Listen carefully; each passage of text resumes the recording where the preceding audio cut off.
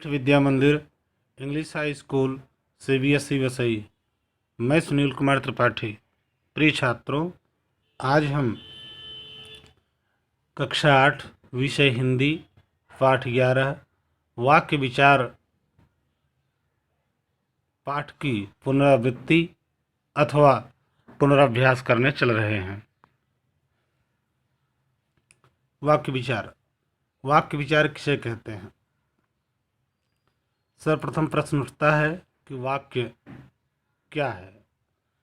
शब्दों का वह सार्थक समूह जिससे किसी भाव अथवा विचार को पूर्णतः प्रकट किया जा सके वाक्य कहलाता है।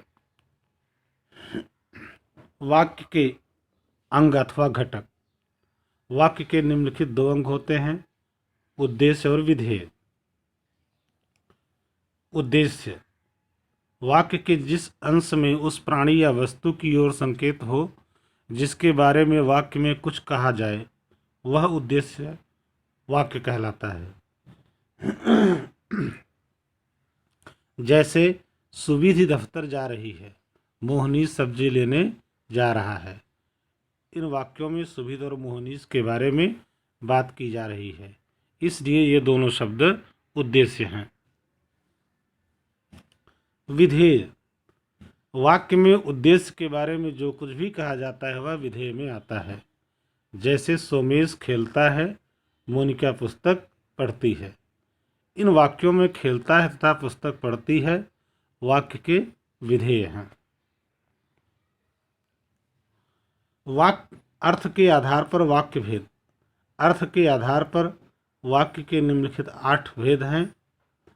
पहला है विधानवाचक। जिन वाक्यों से किसी काम के करने या होने का सामान्य रूप से ज्ञान होता है विधानवाचक वाक्य कहते हैं। जैसे धरती गोल है, शीला पुस्तक पढ़ती है।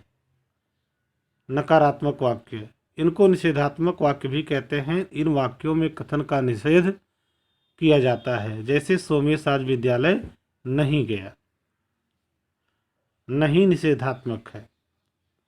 आज्ञार्थक वाक्य, जिन वाक्यों में आज्ञा, प्रार्थना, उपदेश, अनुमति आदि का भाव प्रकट हो उसे आज्ञार्थक वाक्य कहते हैं। जैसे जाओ बाजार से सब्जी लाओ। प्रश्नवाचक वाक्य, जो वाक्य प्रश्न पूछने के लिए प्रयोग किए जाते हैं उन्हें प्रश्नवाचक वाक्य कहते हैं। जैसे क्या तुम परीक्षा में प्रथम आए हो? तुम्हारा क्रिकेट मैच कब होगा? इच्छावाचक वाक्य, ये वह वाक्य हैं जिनमें वक्ता अपने लिए अथवा किसी दूसरे के लिए इच्छा प्रकट करता है। जैसे भगवान तुम्हारा भला करे, तुम कक्षा में प्रथम आओ। तो इसमें इच्छा व्यक्त की गई है। अगला है संदेहवाचक वाक्य। इन वाक्यों में वक्ता संदेह के भाव प्रकट करता है। जैसे शायद इस वर्ष खेती अच्छी हो सकता है तुम इस बार प्रथम आ जाओ। इसमें संदेह व्यक्त किया जा रहा है। अगला है विस्मयादि बोधक वाक्य।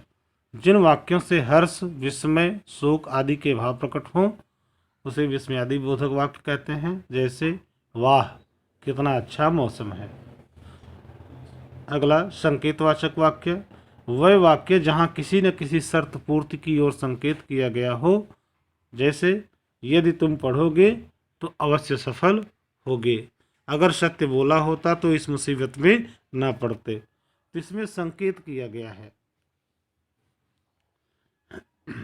रचना की दृष्टि से वाक्य के भेद। रचना की दृष्टि से वाक्य के निम्नलिखित 3 भेद हैं। सरल वाक्य, संयुक्त वाक्य, मिश्रित वाक्य। सरल वाक्य किसे कहते हैं? जिस वाक्य में एक ही उद्देश्य तथा एक ही विधेय होता है उसे सरल वाक्य कहते हैं। जैसे करिश्मा की कल शादी है, हम छुट्टियों में नैनीताल जाएंगे। इसमें एक ही उद्देश्य है। अगला है संयुक्त वाक्य। जिन वाक्यों में एक से अधिक स्वतंत्र वाक्य योजकों द्वारा जुड़े हों उन्हें संयुक्त वाक्य कहते हैं। इन्हें और, तथा, एवं, पर, परंतु, किंतु, इसलिए आदि समुच्चय बोधक आपस में जोड़ते हैं। जैसे छुट्टियों में मेरा भाई मैसूर जा रहा है और मैं मुंबई जा रही हूँ। मिश्रित वाक्य, संयुक्त वाक्यों में प्रत्येक उपवाक्य स्वतंत्र होता है, किंतु मिश्रित वाक्य में एक उपवाक्य तो स्वतंत्र उपवाक्य होता है तथा शेष उपवाक्य स्वतंत्र उपवाक्य पर आश्रित होते हैं। ये आश्रित उपवाक्य योजक चिन्हों से प्रधान उपवाक्य के साथ जुड़े रहते हैं। इन्हें जोड़ने के लिए की, क्योंकि तथा जो के विभिन्न रूपों का प्रयोग किया जाता है। जैसे जिसे जीवन में सफलता चाहिए उसे परिश्रम करना होगा। जो हमें आज बाजार में मिला था वह मेरी ही कक्षा में पढ़ता है। वाक्य परिवर्तन के कुछ उदाहरण। जयपुर जाकर हम खूब खरीदारी करेंगे, यह सरल वाक्य है। हम जयपुर जाएंगे और खूब खरीदारी करेंगे, यह संयुक्त वाक्य है। जब हम जयपुर जाएंगे तब खूब खरीदारी करेंगे, यह मिश्रित वाक्य है। वाक्य शोधन। मेरे को बाजार जाना है, मैडम आपको बुलाया है। पिताजी तो आ गई पर माताजी नहीं आया। मुझे ताज़ा गाय का दूध चाहिए। महिमा, मैडम सारे वाक्य तो गलत हैं। अध्यापिका कहती, बेटी क्या तुम इन्हें किताब में दिए गए चित्रों को देखकर शुद्ध कर सकती हो? पदक्रम संबंधी शुद्धियां। देखने में जाता रामलीला हूं। शुद्ध वाक्य, मैं रामलीला देखने जाता हूं। एक फूलों का हार लाओ, यह शुद्ध वाक्य है। शुद्ध वाक्य होगा फूलों का एक हार लाओ। संज्ञा संबंधी शुद्धियां। अशुद्ध वाक्य, शुद्ध वाक्य। मेरे पिता शुक्रवार के दिन आएंगे। मेरे पिता शुक्रवार को आएंगे। अगला है वचन संबंधी शुद्धियां। हम खाना खाने लगी हूं। हम खाना खाने लगे हैं। लिंग संबंधी शुद्धियां।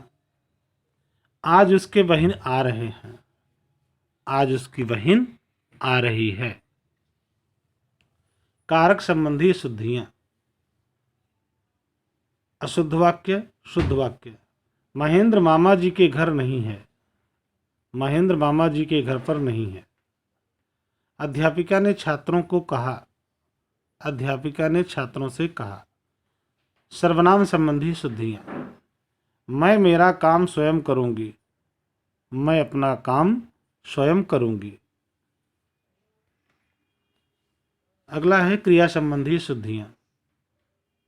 अशुद्ध वाक्य, शुद्ध वाक्य। तुम गाने देखना कब बंद करोगे? तुम गाने सुनना कब बंद करोगे? योजक संबंधी शुद्धियां।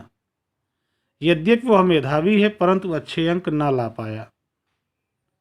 शुद्ध वाक्य, यद्यपि वह मेधावी है तथापि अच्छे अंक ना ला पाया। तो बच्चों, इस तरह से हमारा यह लेसन पुनराभ्यास का संपूर्ण हुआ। धन्यवाद।